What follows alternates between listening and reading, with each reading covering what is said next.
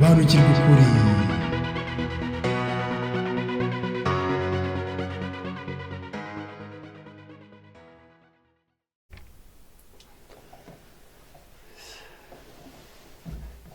Turagushimye data wa twese, dukundiye kubaho, izina ryawe nirihimbazwe. Uburinzi bwawe butangaje buradukunze kandi butwitayeho, budahaye n'uyu munsi n'uyu mwanya. Izina ryawe nirihabwe icyubahiro, uzibikwire muri uyu mwanya, ubiduhere mu izina rya Yesu, amen.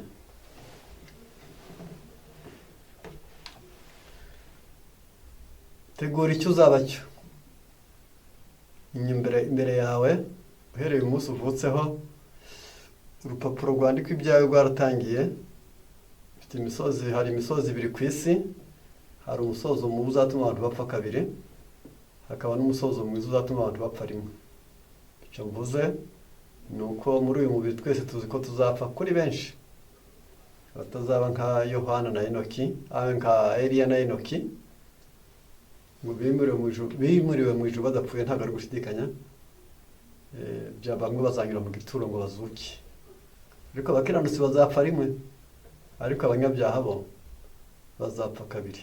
Bivuga ngo abapfuye urwa mbere rw'umubiri bahuriraho na bose bazapfa n'urupfu rwa kabiri ririmo n'igihano cy'Imana. Ibyo rero kubategura neza ni ibyo ngibyo. Ahazaza heza ni ukuba muri iyi si uri mwiza, ubanye neza n'umutimanama wawe, ubanye neza n'Imana, bikagutera kubana neza n'abandi.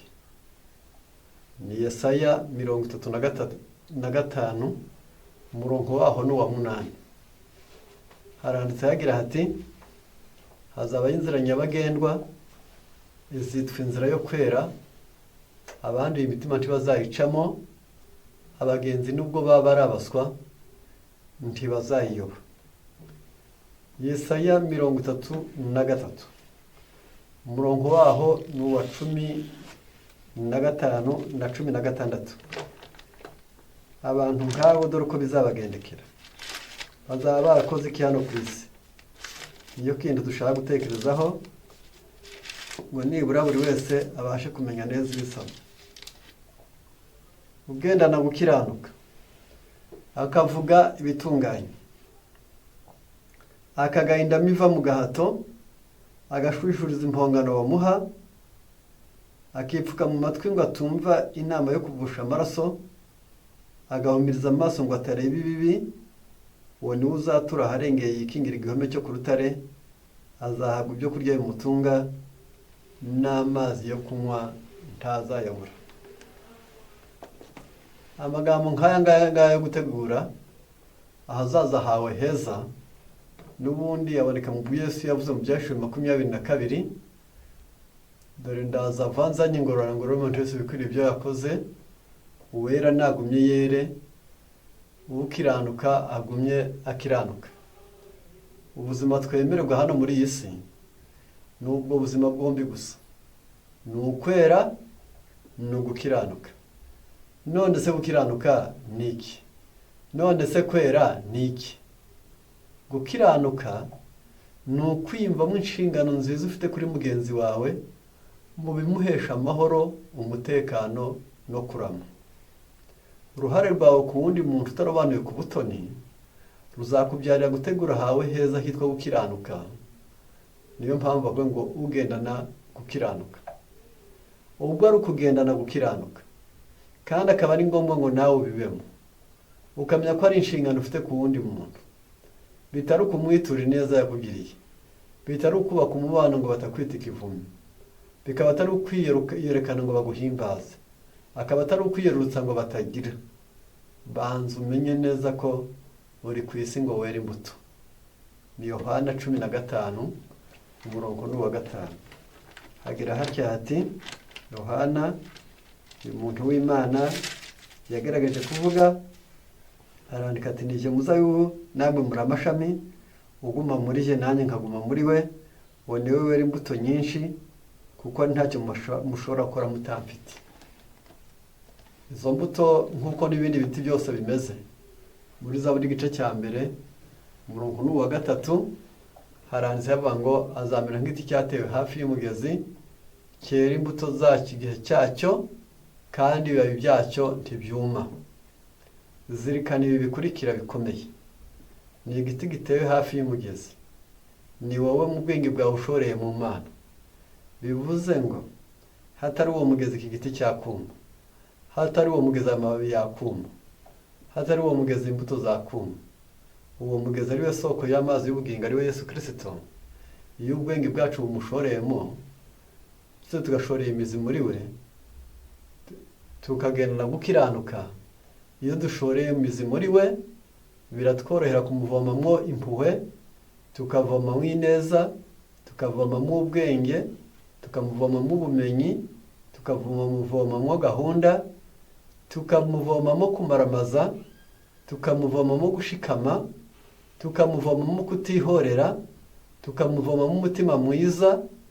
Yarangiza utubonye wese, amagambo tuvuga akaba meza ameze nk'ibibabi bituma, n'imbuto zikaba nziza zihwanye n'imirimo myiza tugirira abandi bose. Mbese muri magufi, nk'uko igiti kitirya, inka ntiyiyonke, yarangiza umubyeyi ntiyiyonke, yarangiza amahundo ntiyirye, igitoke nticyumva ubwiza bw'umuneke, birakwiriye ko umuntu wese imbuto zo gukiranuka ari ikivi n'imbuto yerera abandi.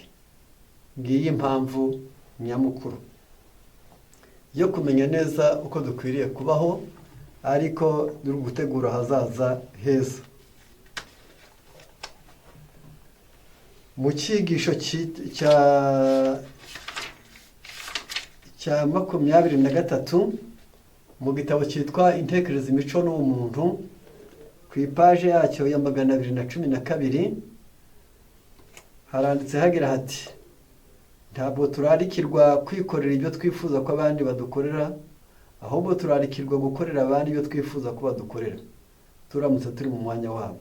Urugero, tugereramo abandi, iteka ryose nirwo bazatugereramo. Niba ubasekera bazagusekera, niba ubaha bazaguha, niba ububaha bazakubaha, niba ubazirikana bazakuzirikana. Akebo nigeramo. Ubwo akebo arigeramo rero, ibyo nicyo bita action et reaction. Banza umenye neza ngo ntaho ndi kwerekeza, niba isahisha ntaratekereza ku byiza by'undi, mushimiye ibyiza akora, nishimira ibyo bamukoreye, nzirikana kubwira icyo mukorera nanjye. Ubwo ubuze ibyo, jya neza ko iyo umuntu yakuvuye mu bwenge, ntabwo ajya asiga mu Imana. Ahubwo uko Imana ikubwira kwita ku bandi, iyo utabitayeho mwamurekuranye. Icyifuzo cyo kugira icyitegererezo cyiza no kubahwa na bagenzi bacu bishobora gutuma umuntu agira imibereho ifite gahunda, maze kandi akenshi bigatuma umuntu agira inyifato itagira intege. Baragira ngo iki? Baziya bamvuga, banampimbaza. Oya, uwo si umutima mwiza, ahubwo ni uburyarya, ni ishusho yo kwera, ni ukurimanganya abandi, gukorera udakunze, ubuhombye kabiri. Uhombye Imana itakwemeye, ugahomba n'ibyo watanze kandi Imana itakwemera. Ngiyi impamvu tugomba kubyitaho. Urukundo rwa Kristo rurimbitse kandi ruragurumana kuba rwakira bose.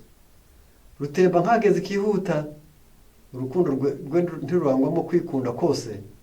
Niba urwo rukundo rukomoka mu ijuru, ari ihame rihoraho riyobora umutima, ruzigaragaza rutigaragaje gusa kubo dufitanye isano yihariye y'urukundo, ahubwo no kubo tuzahorana bose. Kuko inkigendera n'ibara ryayo, igikoma ntikirobanura uwayahinze, amata ntarobanura umukamyi n'umworozi, yarangiza imineke ntirobanure nyir'ukurutera. Birakwiriye ko twiyumvamo amahirwe y'umuntu wese, tukiyumva ko turi umugisha w'abantu bose, kuko Imana yabwiye Aburahamu mu Itangiriro 12, nzogeza izina ryawe, nzogeza izina ryawe, nzaguhindura ukomeye, nzaguha umugisha, nawe uzabe umugisha. Niba urwo rukundo rukomoka mu ijuru, ari ihame rihoraho ryo riyobora umutima, ruzigaragaza rutigaragarije gusa kubo dufitanye isano yihariye y'urukundo, ahubwo no kubo tuzahura nabo bose. bwaye amahirwe, bwaye intego, niba urwo rukundo rukomoka mu ijuru ari ihame rihoraho, rukomoka mu ijuru, niba urwo rukundo rukomoka mu ijuru ari ihame rihoraho, riyobora umutima, ruzigaragaza rutigaragaje gusa kuba dufitanye isano yihariye y'urukundo, ahubwo no kuba tuzahura nabo bose. Ruzadutera kwita ku tuntu duto. Uru rukundo uzamwenyura, uzatanga umukono, uzatanga mwaramutse, uzarangira umuntu inzira, uzimukira abagusumba, uzabaza ikibazo cyo gusobanurira umuntu, uzarangira indi nzira nziza yoroshye yo mu buzima, uzamwunganira bimuyobeye, tuzamwisekera yagize akaga, uzamwihanganira bimuzambiye, kandi uzamubikira ibanga wabonye amakosa. Ngo kuko uzakiranuka no ku tuntu duto. Kuko guhuza n'abandi, gukora ibikorwa by'ubugiraneza, kuvuga amagambo yo kwiyoroshya y'ukuri no gukomeza abandi, ruzatuyobora kugirira impuhwe abazisonzeye. Aya magambo muyumve neza. Ruzadutera kwita ku tuntu duto, ku guhuza n'abandi, gukora ibikorwa by'ubugiraneza, kuvuga amagambo yo kwiyoroshya y'ukuri no gukomeza abandi. Ruzatuyobora kugirira impuhwe abarusonzeye. Uwera nagumye yere, uwanduye nakomeze yandure, ukiranuka gumya ukiranuke, maze ukiranirwa gumya kiranuke. Ntabwo ari byo bigikenewe. Zaburi 9:1 umurongo wa 14, kuko yankunze akaramata icyo nzamukiriza. Ibintu byitwa gukunda bifata ingingo ikomeye yo gutuma twese tureba ahakwiriye, kugira ngo tuye tugera ku ntambwe ikwiriye, kuko icyo Imana igushakira ni Mika 6 umurongo wa 8. Yewe mwana w'umuntu we, yakweretse icyiza icyo ari cyo. Icyo Uwiteka gushakaho ni iki? Ni ugukora ibyo gukiranuka no gukunda kubabarira. Urwo rukundo ntawe rugwishakira ku giti cye, cyangwa se ngo arushakire abe gusa, ahubwo ruragutse gusumba isi, kandi n'ururerure cyane gusumba ijuru, kandi ruhuje n'uruba mu bamarayika. Iyo rwimenyerejwe mu mutima, urwo rukundo rworoshya imibereho yose, kandi rubera umugisha ku bakuzengurutse bose. Uwo ari we wese urufite ahora anezerewe mu bihe byiza ndetse no mu bihe bibi. Reka mbabwire nti, iyo rwimenyerejwe mu mutima, urwo rukundo rworoshya imibereho yose, kandi rubera umugisha ku bamuzengurutse bose. Uwo ari we wese urufite ahora anezerewe mu bihe byiza ndetse no mu bihe bibi. Niba dukunda Imana n'umutima wacu wose, tugomba gukunda n'abana bayo. Reka ubwo dukunda Imana, reka ubwo dushaka kuyikunda, reka ubwo twerekeza aho ishaka, dushaka kuba abayo by'ukuri, dushobore gukunda abandi, kibitubere ikimenyetso cy'uko dufite aho twavomye mu Mana, hatuma tugira impuhwe zitembera ku bandi, hatuma tubatekerezaho, hatuma tubakunda, hatuma tubazirikana, hatuma tubifuriza ibyiza, hatuma tubasengera, hatuma tubasekera, hatuma tubishimira, hatuma twishimira ibyiza byabo, hatuma tubabikira ibanga. Imana ibiduhere mu izina rya Yesu. Amen. Banukirwa ukuri.